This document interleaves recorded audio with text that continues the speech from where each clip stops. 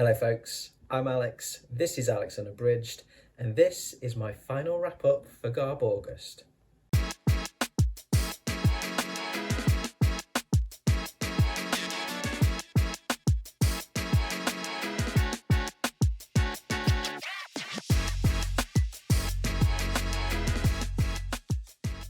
So welcome back to the channel if that is the case. Yes, GARBAUGUST is done, but I do have one more week's reading to wrap up for you, which of course was week 4, which was novelisations and tie-ins, and a book that was made into a 1970s or 80s miniseries.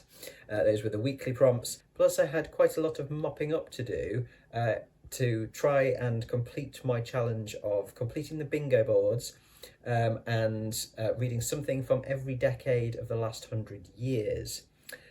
So today we will find out how I have done on my challenge to do all of the prompts and bingo boards and everything. So I'll do this a little bit differently today. Rather than going through the books from best to worst like I have in the past couple of weeks, I will go through the prompts that I had left to fill, and we'll see if I met that challenge of mine. The Trash Pandas are, of course, still in effect. For anybody who wants a reminder, I give a Trash Panda award to each thing that I read or watch, depending on how trashy it is. So the Bronze Trash Panda is just a little bit trashy, a Silver Trash Panda is good solid trash, and a Gold Trash Panda is uber trash. So let's crack straight on with this then. There's quite a bit to get through today. So first up, the weekly prompts then, novelisations and tie-ins. So first up was the Alien book that I chose to read, which is not the one I originally had on the list.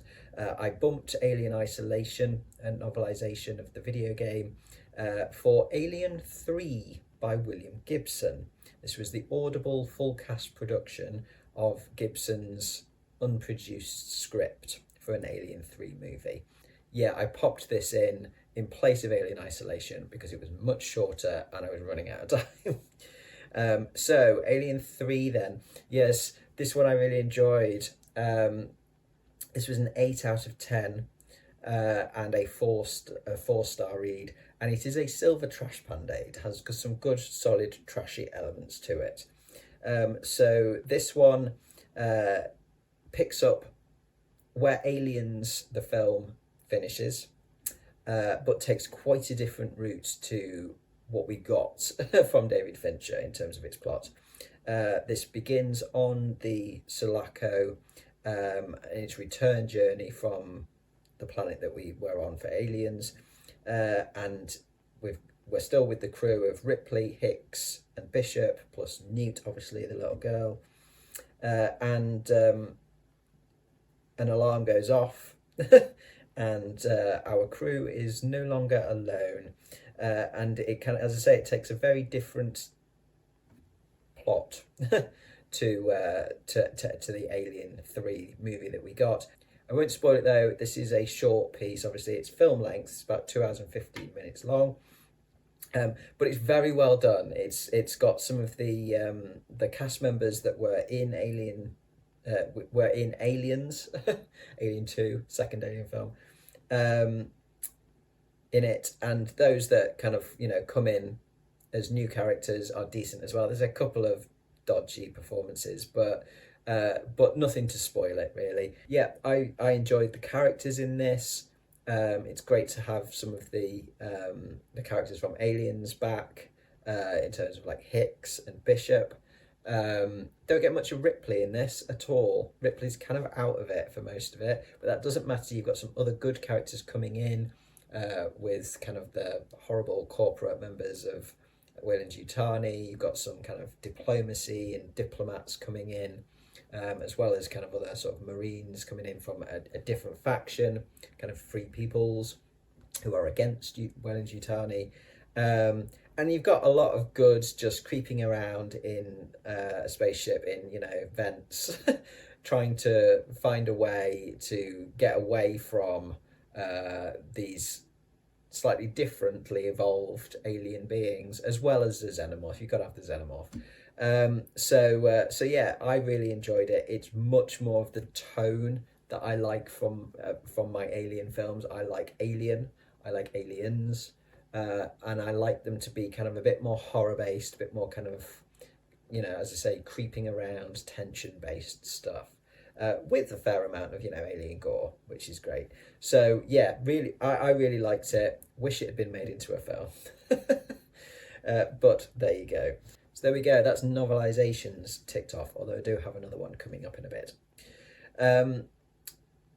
Then the book that was made into a 1970s or 80s miniseries, that was Salem's Lot by Stephen King. This was a reread for me, not the first reread I've or listened. It's on audiobook, so it's not the first time I've re-listened to it. This remains one of my favourite Kings, actually. This is an 8.5 out of 10 and a 4.5 stars on Storygraph. And a bronze trash panda. It's got some trashy elements to it. It's a little bit trashy. So yeah, so this is Stephen King doing vampires. I really like this. This is, yeah, as I say, this is one of my favourite King books. Yeah, it's not as chunky and developed and, you know, kind of intricate in terms of, you know, character and things like that as some of my other favourites like It and The Stand. But it's just a really good story. I just really enjoyed this story. It's got some good creepy bits. I do like the characters. It's still solid character work from King. And yeah, it's just one that I personally always get a lot of fun out of when I listen to it. So yeah, and this was made into a 1978 or 9 miniseries apparently, which I have not seen, which I will have to seek out. So that is that one ticked off the list. Okay then, the bingo board. I will pop the bingo board up on screen as it stands from at the end of week 3. So the first thing that we had to fill was Killer Kids. This was done with a film. This was Village of the Damned. I haven't rated the films, but this was a silver trash panda. This was a solid amount of trashiness.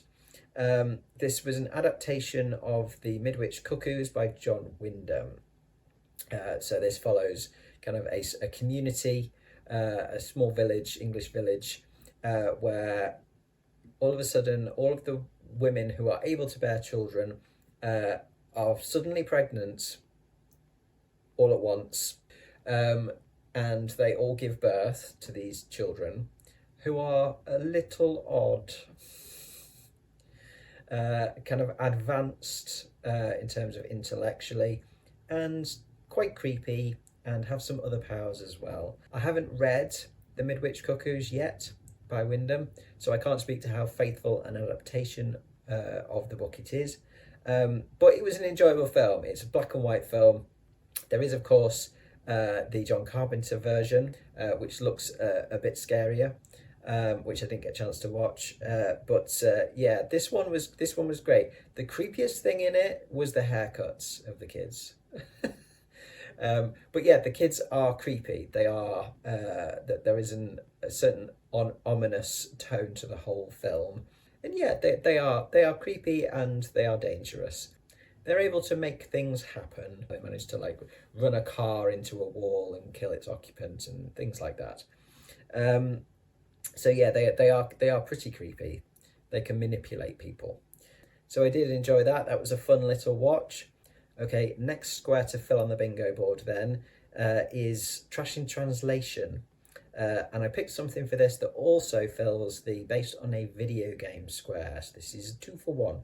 And that pick is some manga, which is Elden Ring, Road to the Erd Tree, Volume 1, by Nikichi Tobita, and with the original story for Elden Ring being from Software.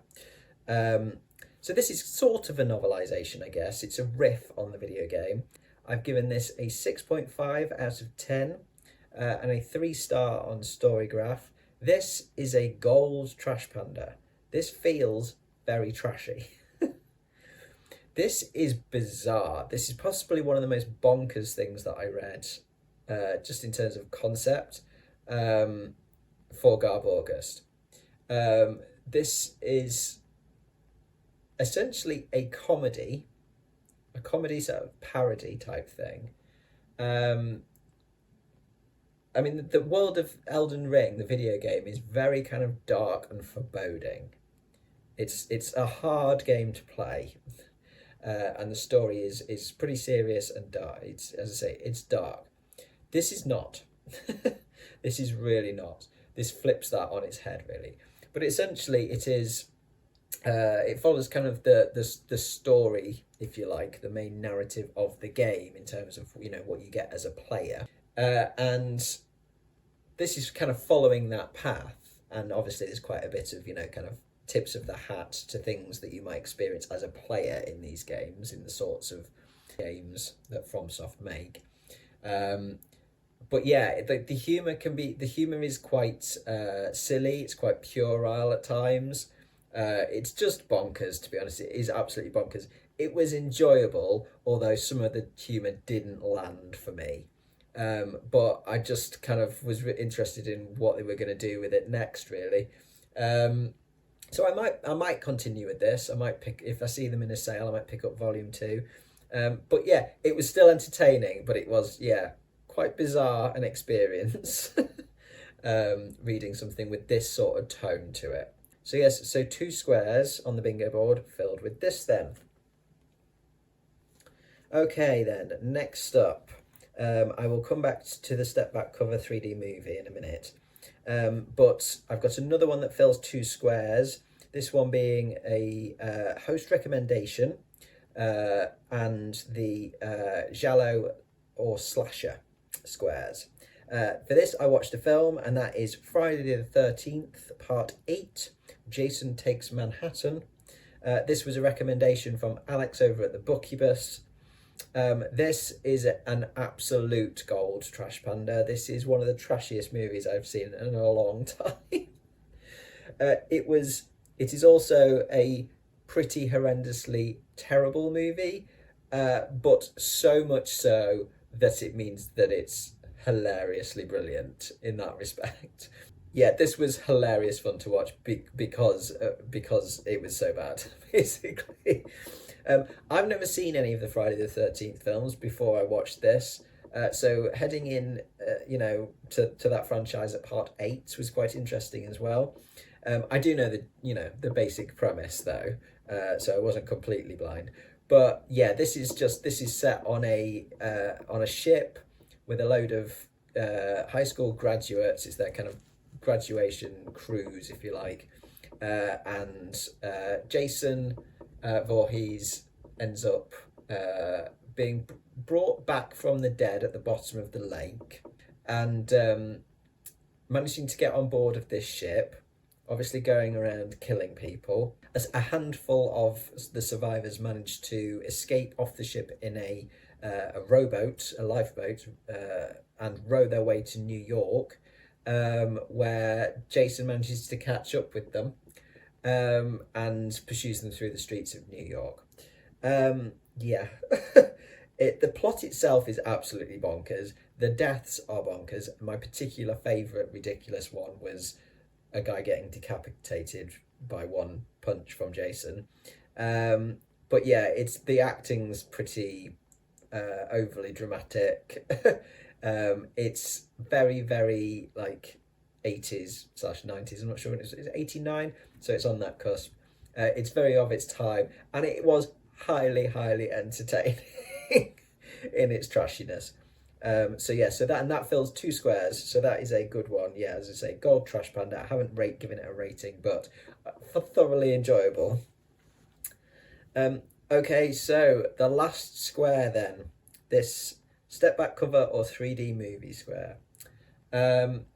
I had hoped to watch a 3D movie, either by going to a pal's house with a 3D TV or getting to the cinema to see it. And I didn't manage either of those. And a week before the end of GARBAUGUST, I thought this is going to scupper me. This is going to end my bid to complete this challenge. And I happened to mention this to a BookTube buddy of mine. And then I got a little package in the mail midweek last week. which was this, the Nowhere Emporium. This was sent by the fabulous, heroic Debs over at Raynor Reads Stuff, or Raynor Wants It Rough for the sake of Garb August. And this is a step back cover. This is the one that Debs read last year. I could not have been happier. This was the best surprise bit of mail that I got in a long time. This was awesome because it means that I could complete the bingo board. So yes, so this I managed to get read to complete that final square of step back cover. So this is the Nowhere Emporium by Ross Mackenzie. This I have given a 7.5 out of 10 to, and a 3.5 stars on Storygraph. This is I'm going to give it a bronze Trash Panda just purely for the fact that it's a step back cover. But it's not that trashy in terms of its content, its story. It's a kid's book. So in this we follow Daniel, who is a young lad who's an orphan living in a children's home, and he stumbles upon this Nowhere Emporium one day when he's seeking refuge from some bullies that are chasing him, and he meets the owner of the Nowhere Emporium, Mr. Silver, and he ends up going back to the Nowhere Emporium the following day, which is a strange thing and surprises Mr. Silver. Because usually people forget about the Nowhere Emporium as soon as they've left, because it is a magical shop. It can move around, it can move between time and space, so it just disappears and reappears somewhere else in a different time. And as a price for entry into the shop, people leave behind a little bit of their imagination, and that's kind of what sustains the place and Mr. Silver. It's full of weird and wonderful rooms that he's created, people that he's created, and Daniel turns out to be magical himself, and so gets taken on as Mr. Silver's apprentice, and learns the way, learns how to manage and use his magical abilities. But there is, of course, as with all of these things, there is, of course, a threat lurking in the background. And so as the book goes on, Daniel has to step up and manage and take on this threat. It's a really sweet little book. Daniel's a really nice character, actually. He's a lovely lad, very curious, very polite, very personable. Kind of wants to find his place in the world, wants to prove to himself that he's got value, that he's got, he can use his abilities, things like that. But as with all kids, he wishes for things that just can't happen, even with magic, like to get his parents back, things like that. And all of the characters in this are quite strange, wonderful. Either very, very warm and personable, or dark and somewhat threatening. There's quite a good villain in this, actually. Really enjoyed this. As I say, not really that trashy, other than its step back cover, but the step back cover is what matters on this. So I'm just super happy to have been able to read something with a step back cover and complete that bingo board. So thank you once again to Debs for saving the day. The only other thing on the bingo board, of course, is the centre square, which I've already completed the prompt for, Cozy Mystery with Cats, which is in honour of Alice, from Alice and the Giant Bookshelf, who we sadly lost earlier this year. But also there is a book with green on the cover, a book or a poster with green on the cover in honour of Pax, of course, as well. And so I have moved the Turtles movie from the 1990s into that square, because that has green on the poster, of course. So there we go, bingo board done. So what about my decades challenge then? So I can add in Salem's Lot to the 1970s, although I am already covered on the 1970s. 1980s I am going to cover with both Friday the 13th, part 8, and the Alien 3 Audible full cast production. of the script, because the script was written in 87, I think. The Nowhere Emporium goes into the 2010s, and Elden Ring goes into the 2020s, but we've already got some stuff in for that. Okay, so 3 left to fill then. So the 1920s, I filled with a pulpy magazine called Amazing Stories. This one, this has definitely got some pulpy stuff in it. It's got quite a few sort of classic stories in it, actually. It's got some Edgar Allan Poe in there. It's got some H.G. Wells in there. And it's even got a version of Journey to the Centre of the Earth by Jules Verne. It's called Trip to the Centre of the Earth, I think, in this. The story that I liked best, though, was the one that I think the cover is based on. And that is The Eggs of Lake Tanganyika. I presume that is how it's pronounced. This is by Kurt, and I'm just going to put the name up because I'm going to massacre it. Shodmak, perhaps. So apologies for my terrible pronunciation of names there. But yeah, this one is about a scientist called Professor Mayamaya, who has been studying flies, African flies. So on an expedition to Africa, he finds these huge eggs that belong potentially to these huge versions of flies. In an area that the locals, the natives, won't go into. So he goes in on his own to try and see some of these huge creatures and finds these eggs. And of course, the sensible thing to do in any given situation like that is to bring some back home, isn't it?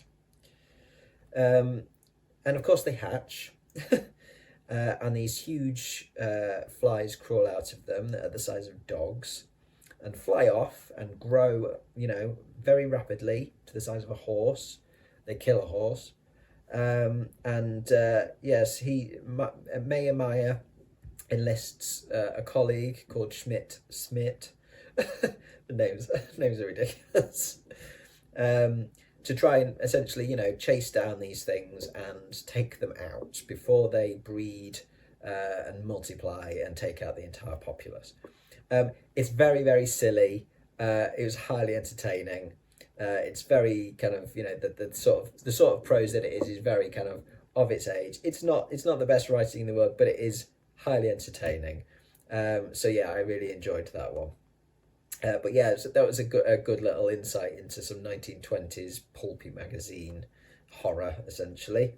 Then for the 1940s, then I read an edition of Weird Tales, so some more pulpy magazines.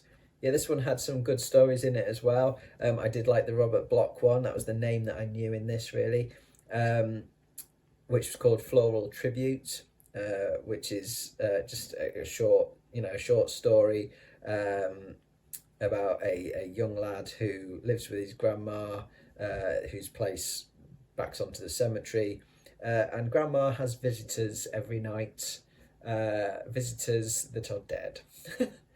And yeah, it's just a quite a intriguing and daft little story. Basically, it's well written. It's Robert Bloch. I enjoyed the prose in that. But yeah, there are some good stories in that edition. From the vasty deep, beyond the furthest depth of the fathomless ocean, comes an ageless horror to right men's wrongs.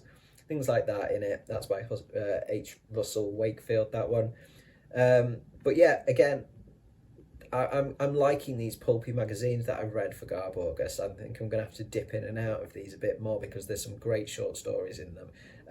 Certainly in terms of stuff from an earlier era, and I do like the tone of the prose there. There's something just really fun about it, how over the top it often is, how dramatic it is. So yeah, I'm going to dip back into those. As the mood might take me throughout the year. It's a good place to get some short stories. So that's the 1940s taken care of. And the last slot to fill then is the 1950s. And I'm doing that with a couple of things, actually. First of all, The Body Snatchers by Jack Finney from 1955. This one I was already reading anyway for my science fiction for the somewhat hesitant project, my big old science fiction reading project. This has some trashy elements to it. I've given it a bronze trash panda, because there is a certain amount of trashiness to it. I mean, I think, certain elements of it certainly speak to moral panic. This was written in the midst of the Red Scare, so you can definitely see elements of that in there. But it just doesn't feel that trashy to me. I loved this, by the way. This I've given a 9 out of 10 and a 5-star to. I won't go into detail with this because my full thoughts on this will be out on Friday. So if you're interested to know why I liked it so much, I'm going to leave that for Friday. So tune in for that video. But yeah, so this one will go into the 1950 slot, but I feel it's not quite trashy enough, really, to warrant it, if I'm honest. So what I did was read another issue of Weird Tales as well, from the 1950s. So yeah, from 1953, this Weird Tales.